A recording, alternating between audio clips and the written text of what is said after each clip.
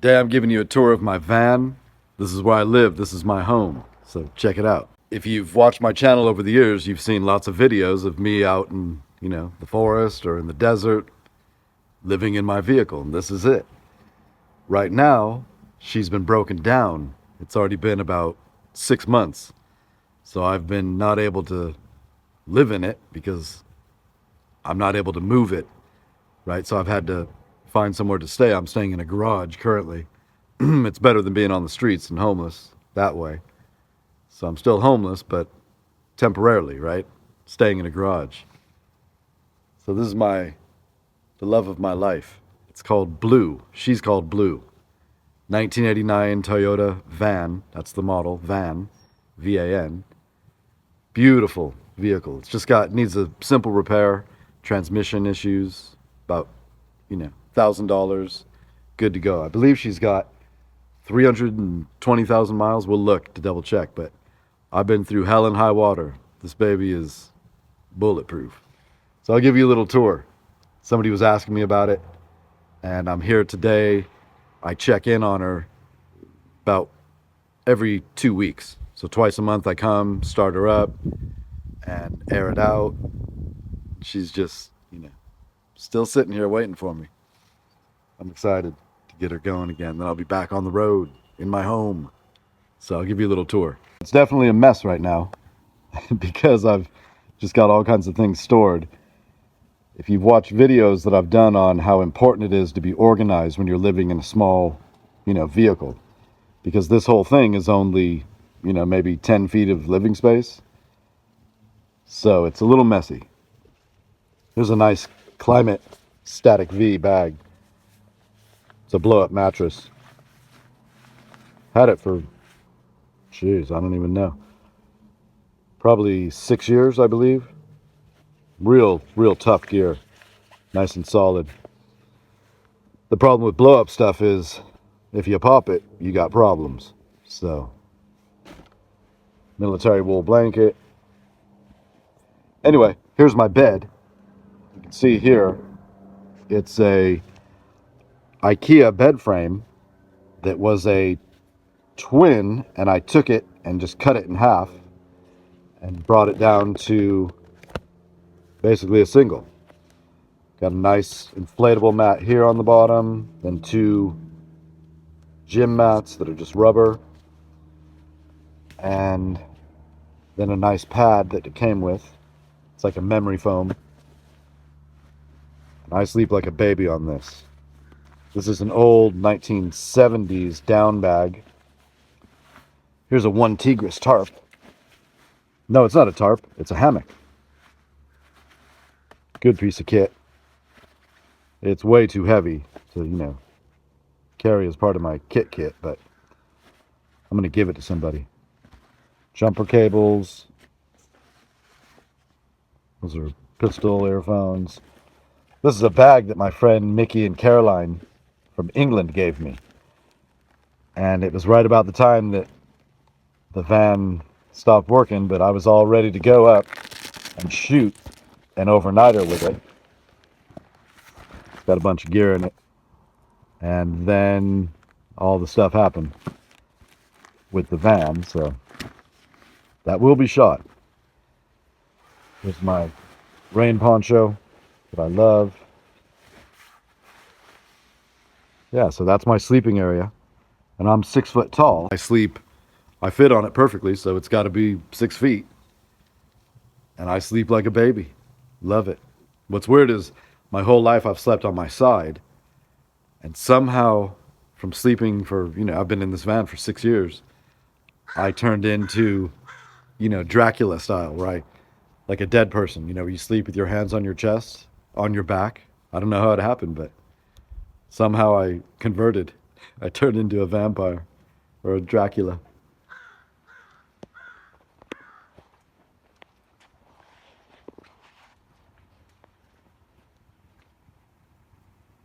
So this is the back view. I've got the lid open, the hatch, and this hatch, if I can get you a picture, it's killer because in the pouring rain, I've sat in this many times. You can see this. I mean, that's a 6-foot span, and it allows you a completely outdoor living space. I sit on the bumper or set up a chair here in the back, and it literally pouring rain and I'm totally dry back there. So if you've got a hatch like that, it's a big bonus. Here's my Jackery, and this is just a little tiny one. This is the first one I had. This is the 240. So look at that. It's been sitting here for 6 months, never touched, still holding strong at 98%.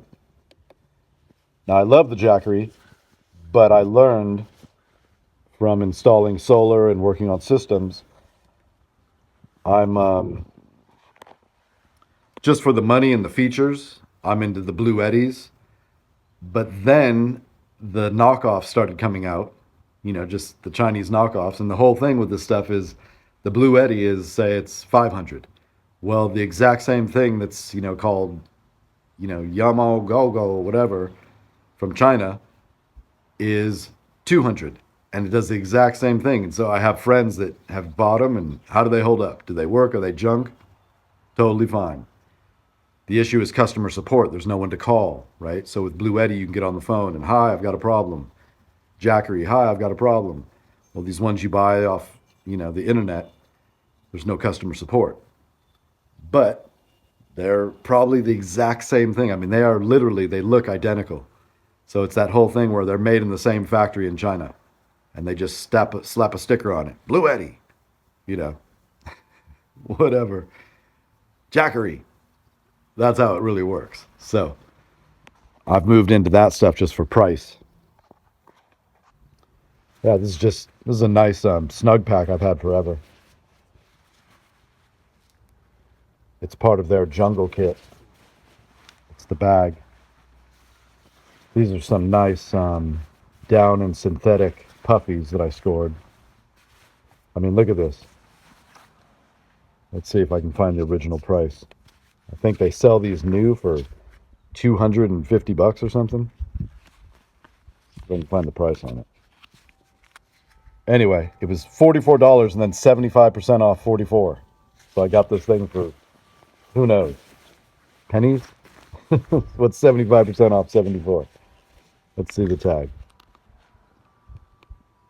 This one says 80. That's not right. Let me see if it's this one. I mean, the price tag was just ridiculous. Okay. Let's check this one out. Okay. Size 229 Canadian, $179 American. They marked this one down to $89.50. Then it was 70% off that. And these are just puffies, right?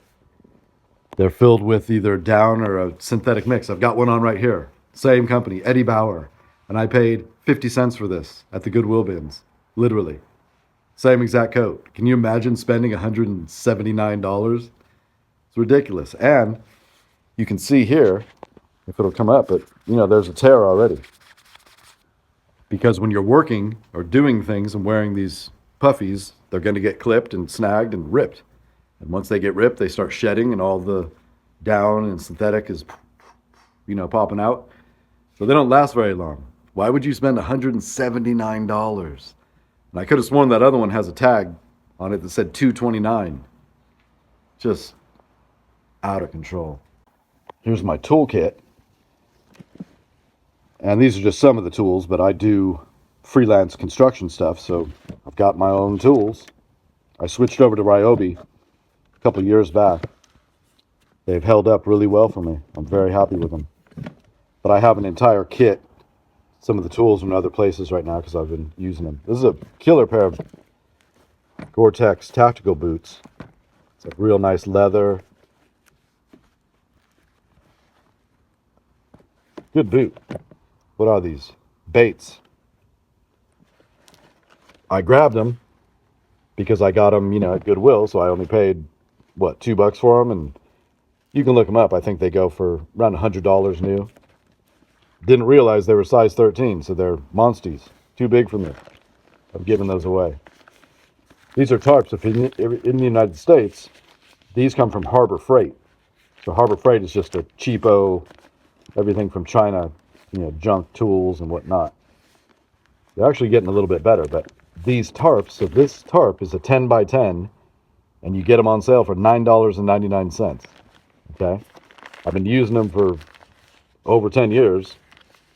I mean, this one right here, I guarantee is at least 6 years old.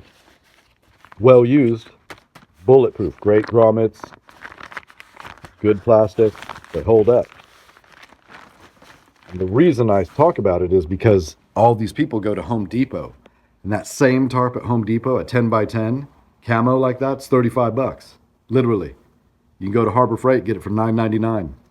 It's just crazy. Here's my tool belt. And again, this is all just destroyed right now. I like to stay organized, but more tools. These are tools for getting contours.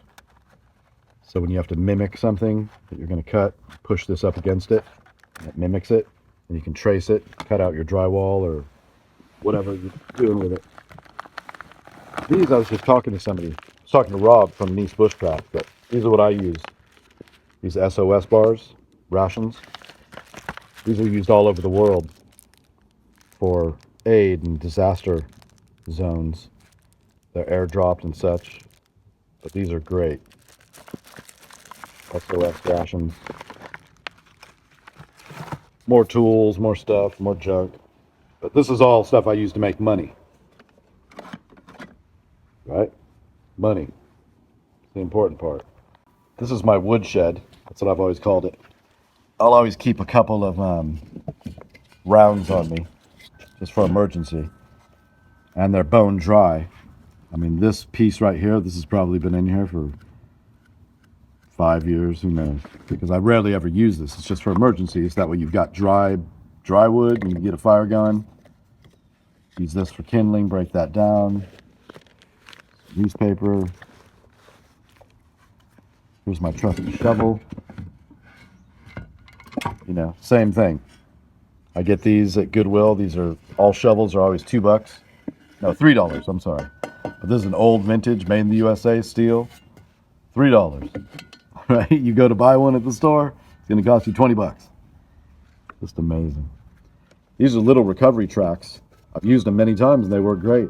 They just fold and, you know, you throw them under your tires, dig out a little bit, and you're good to go. This axe I've had forever. This is a Cold Steel, I believe is the company. They're out of China, but it, right out of the box, it was bulletproof. And it's still sharp, never sharpened it, and it still cuts like a dream. You can see it's been sitting in here. It needs a little attention. That guard is all whacked out, but great axe, and they're super cheap. And I think they're like $49.99. I don't remember exactly now what they are, but I made this little sheath, so it's just a little piece of leather, you know, folded over, hack stitched, and then just a little piece of shot cord, bungee on there. Same thing. I'm not going to pay $20 for an axe sheet. You know. This guy I got, I don't know how I got it, but I've always wanted to try it out. It's a Fiskars. Isn't it Fiskars? Yeah. It's a Fiskars. But these are those, you know, you've heard about these, so it's just a polymer little axe. Super lightweight.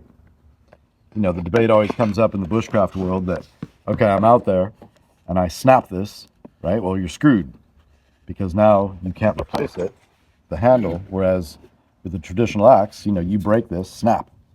Well, you can come here and, you know, dig this out and literally craft yourself a new handle. You know, you just find some wood and start carving it down and you marry it to this and you got a new handle, and so you're functioning. So that's always the debate with these, but I've got friends that have been using them and I've watched torture tests on them and they're pretty hard to break. This is a real nice, this is old, this is probably, I've had this for a long time. It's just to gather my wood with. It's a real nice leather piece that I can get a bunch of wood in there. Ooh, look at that. Oh, big foul. Look at some mold got on it. So this is my oldest knife that I have. Okay, let's see if I can get it out with one hand. So this is an Ontario Knives Rat 7. I'm sure I'm going to get comments, but that's just a light dust. But again, it's been sitting in here for 6 months. So it's like a mold. No damage. Bulletproof knife. I've had this, I don't even know, 10 years plus. And that's the sheath for a Mora Garberg. Here's my Silky.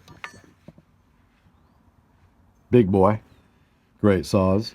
And this is the huge, not huge, but it's a big one. And it's so weird because it's so lightweight that, when you're thinking about taking the Silky little boy that's, like this big, I pack this thing in my kits and it's, really no difference. And you just see what you get for it. You got a foot-long blade here. So you can take down radically more stuff. I think there's a nice, here it is. I think this is a Gerber.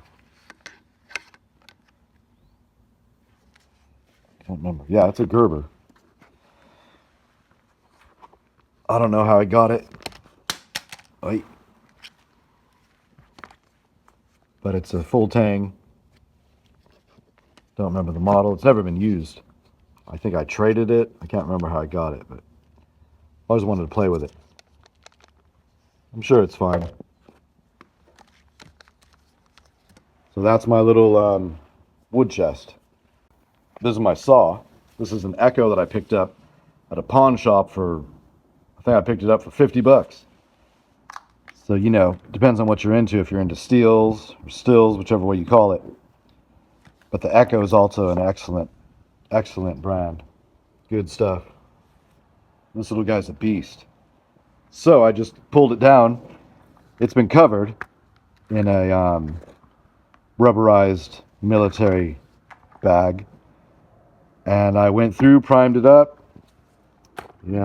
Pumped her up, put in some fresh gas and oil, and boom! Fired right up.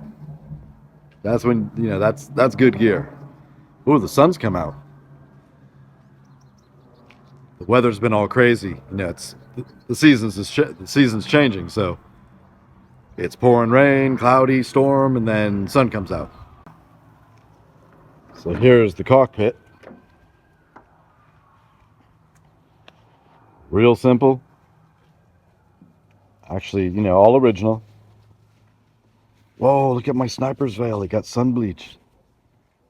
Wow, look at that. Look at that color change. These are sniper's veils, 100% cotton. It's a scarf, basically, a shemagh, but multi-purpose, because when you have this material, you could do things with it. It's netting. It protects you. It's giving you concealment tactically, but you can strain. I've done it. You can hook this up to branches and make a net. It's strain for fish, and it works. I've done it. Here's my technical kit. What would you call this? My electronics. This is my jumper, goes in here. Here's a wind-up radio. These are good to have. And then just all kinds of electronics. Inverters, power cables, chargers. That's a little heater. Pretty cool. Here's my clippers so I don't pay for haircuts. Yeah, just a bunch of junk. Now this is what the problem was with this van, was electrical. You can see here the fuse panel. I don't even like to touch it too much. But I needed this fuse panel because it had melted and burnt out. Which is a typical problem with these. I mean, this is from 1989. So you're looking at, it's old. Real old. But still runs beautiful. Just needs a little repair. But those things, they'll have a, burn out. So I looked everywhere for them. I found one on eBay. literally one, that had come out, and they wanted $300 for it. I go, $300? You got to be kidding me. So I tried to find OEM ones, aftermarket, couldn't find what I needed. I ended up buying one of these, a van, and it was tragic because it was beautiful. It was gold, solid body, and I bought it for $300 and just cut out that piece and took a bunch of other little, cosmetic pieces that I needed, all kinds of things. I stripped it. I basically skeletonized it. And that's how I got that piece. And then it was just plug and play. Just remove the old one, put in the new one, and boom, everything's fine. There's the dashboard. So we've got heat. This does have AC, and it does work. It's got cruise control. Pretty amazing. And I don't know if you've... Now, some of you in Europe and other countries may have driven something like this, but here in the United States, this was only here for a real short amount of time, just a few years, then they pulled it because it was too radical, too weird for the United States. But if you've never driven one, if you can see this, there's the front wheels, okay? So you're sitting right on top of the wheels as you're driving. So it's a very bizarre experience. You're driving. I've heard people say it feels like a clown car. It's a real strange experience because normally, the wheels would be much further up in front of you. And so all that translates into your motor skills as you're driving. So it's a very unique driving experience. I read that when this came out, that it had the tightest turning radius of any vehicle in the United States. Meaning that, how tight can you do a circle? And when this came out in 1988, I think was the first one, maybe it was 86, it had the tightest circle, and it's true. This little thing just, it's a great, great vehicle. Here in the front, everything is just stock. I installed this LED bar, which is a godsend. If you don't have one, get one. Changes everything. It was quite tricky to run it. You have to get creative. But this is a mount. It's a license plate mount for LED bars. So this mounts onto where the license plate screws, where it goes, and then it has this all built together. So it enables you to, just put it where the license plate goes, and then you can mount directly on top of it. So it solves a lot of issues. If you try to install one of these, there's nowhere to put them. Because I didn't want to drill into this. Plus, it's just styrofoam, or it's foam rubber, so it's just going to rip right out. So those kits are great. You can see it a little more clearly here, I think. So there's the plate, and this is all just mounted. It's one piece. You can see that it just sits. It mounts right onto the top of that lip. And I ran the wiring. It goes under the van and comes up where it needs to come up. But a beautiful, look at that, just huge flat windshield. Got some new wiper blades for it. Yeah, she's got that real wild angle. You can see, look at that angle. Very distinct. Very space. Very space age looking. But she just rips right through the wind. So here we are up top. I mounted these LED lights all around. So that way with one switch, boom, it turns on the front one and all four, so you light up, so you've got security, you can see. This is the roof rack. The chainsaw lives in here, spare gasoline, another one of those Harbor Freight tarps, oil, and here's my main propane tank. And I have a converter, so that way I can run this. It comes off with a long hose, comes down, and then I can cook. My Coleman's down there. Some more oil. And it's pretty empty, but normally this is all full up here. I've got crates and such that live up here. You got to keep it lightweight. I love these flags. This one was new, so hasn't been used, but it's just on a little pole, and you mount it up and it flies in the wind as you drive. But these lights were a game changer. I definitely recommend these. Just these little LEDs. You get all 4 of them, I think, was $19.99. So the story on that roof rack is that I'm looking everywhere and I'm going to just buy them, right? Because you need the towers, you need the poles, or you can't mount the rack. And it's even used, it's going to cost me $300. And I'm going, Jesus. I'm at the Goodwill bins, and what comes out? The Yakima poles and the towers with, you know, the rain gutter type I need. Blessing. I got the whole thing. They go, $10. So $300 that I was literally about to spend, but I said, I'm going to try, you know, one more time out there. There it is. It pops up. Just total luck. It's all just luck.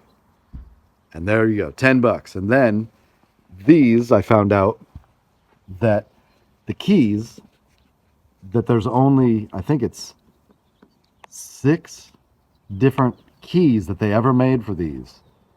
Right? So what people do, they figured it out, is you can literally get all 6 different keys and you can open any of those, which enable you to turn it and then steal the rack, basically. So it only has 6 different keys. Anyway, I went to a place, they had them, and they did all 4 for $25. They just they find the key, basically, made some sort of adjustment, boom, gave me the key, $25. Oh, because I needed the actual locks. They didn't have them.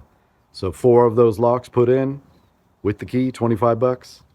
So for $35, you know, that would have cost me $300, $400, $500 at the end. Just beautiful. And when you do go for the rack, it changes everything. The minute you can get up top, it's a game changer. Because all of that stuff used to be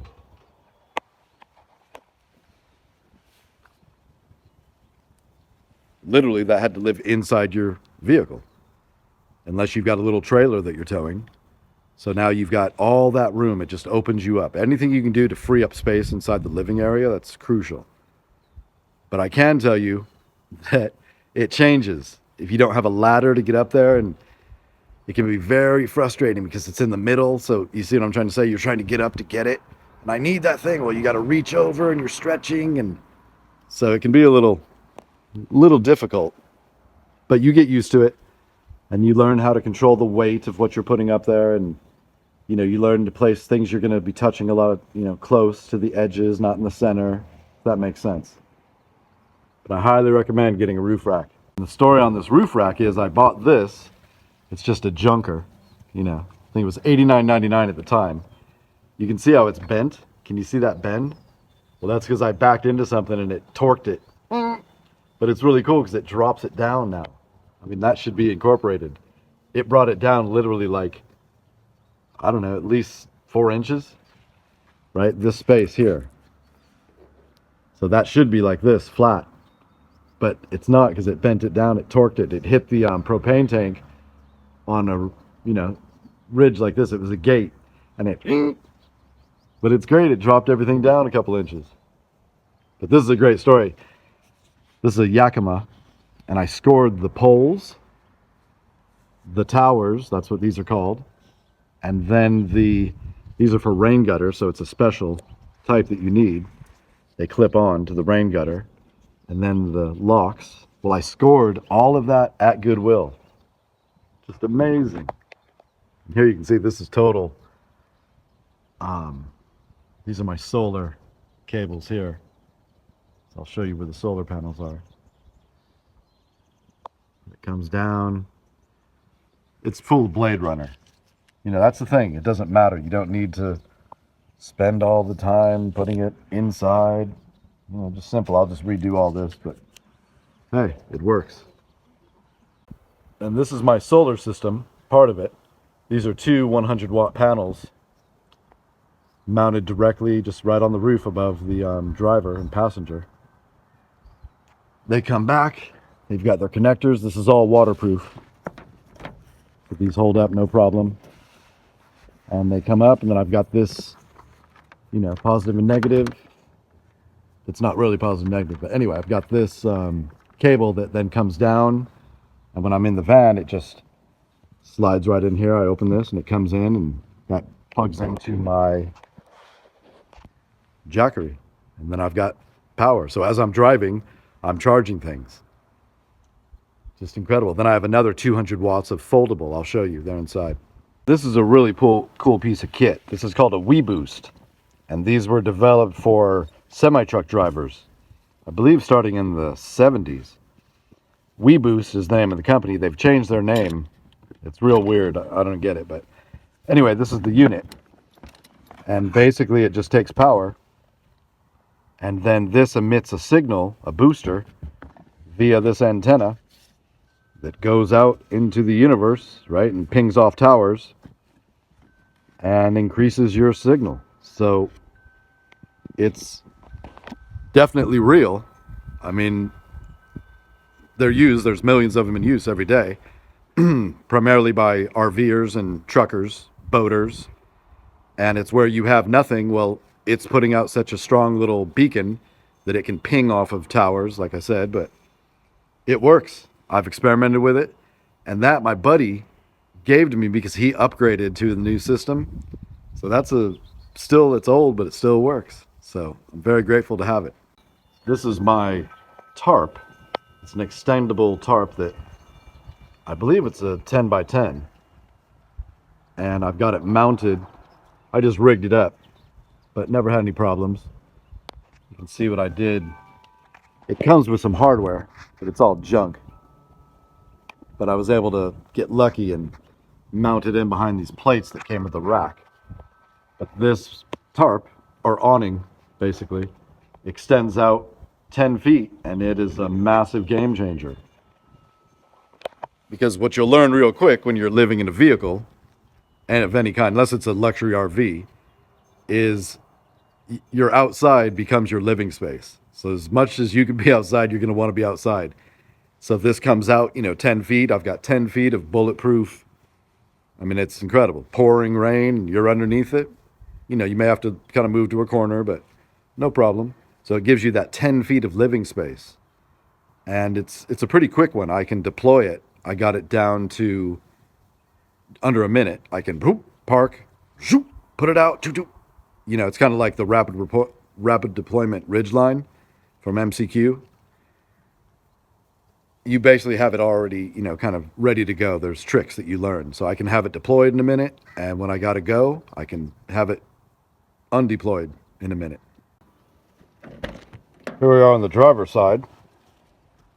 And again, just very ergonomic. That wheel moves up and down. The seats are all original and they're extremely comfortable. I love the way this thing feels. When you're sitting in here, it's like a spaceship. I don't know how to describe it. Let's check our mileage. Where are we at? Oh, okay. So I still got a lot. 259,000. I thought I was at 320 for some reason. I don't know. Strange. But beautiful dash. The instruments, just all classic. And this is an automatic. It's got overdrive. And this is a two-wheel drive. Not the four-wheel. It's highly desirable. And I'd love to show you the engine, but it's so much pain in the ass with one hand, I can't do it. But the engine lives here underneath the driver's seat. So there's a little clip here. You engage or disengage the clip, boom, and that seat flips back, and the engine is under here. And that was a huge reason why it didn't take off in the United States, because the mechanics basically revolted because it's a bitch to work on. I do the maintenance on this, what I can do, and there's hatches in the back that you can access, and you have to do, so say you're just doing a standard tune-up and you're changing the plugs, well, you have to put your arm from the back through the opening, and then with the other hand in the front, you have to drop in the tool and the socket, and it's all blind, so you can't see anything you're doing. It's all touch and feel. Make sense? So it was a huge issue, and really what it was also is the labor costs, because it took, say a tune-up should take, to do the plugs takes a mechanic 1 hour. Well, in this thing, it's going to take you 2. Unless, they did it where they pull the vehicle up and, drop the engine and stuff. So you're talking just massive, massive work hours. And that's eventually why it failed, because this isn't normal, right? This is from Japan, micro.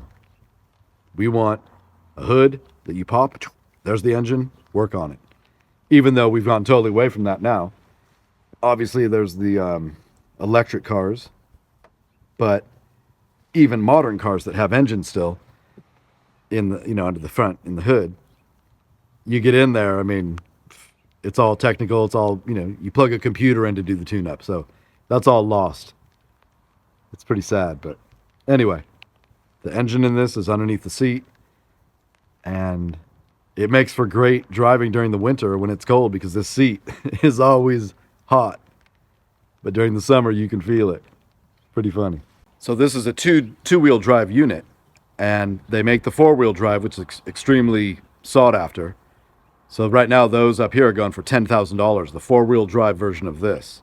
This is the two-wheel, but what I can tell you, literally, is I have taken this and been with four-wheelers, or vehicles that are four-wheel drives, up in the mountains, in the desert, going. And if you know how to drive correctly, that's what it's all about. So driving correctly means you learn how to, zigzag and such, and how to take high spots and low spots and go around. It's all technique and skill. And I've been able to go everywhere that a four-wheel drive vehicle has been able to go. Now, again, that's just forest and desert. Obviously, if they go off-road, climbing, like Jeeps and stuff, up at, Browns Camp, Oregon, where they have trails, that I'm not going to make it on that.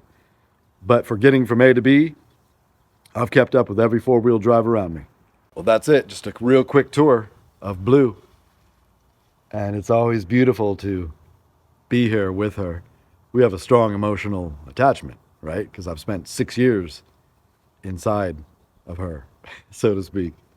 So it's beautiful. Oh, these are I made all these curtains.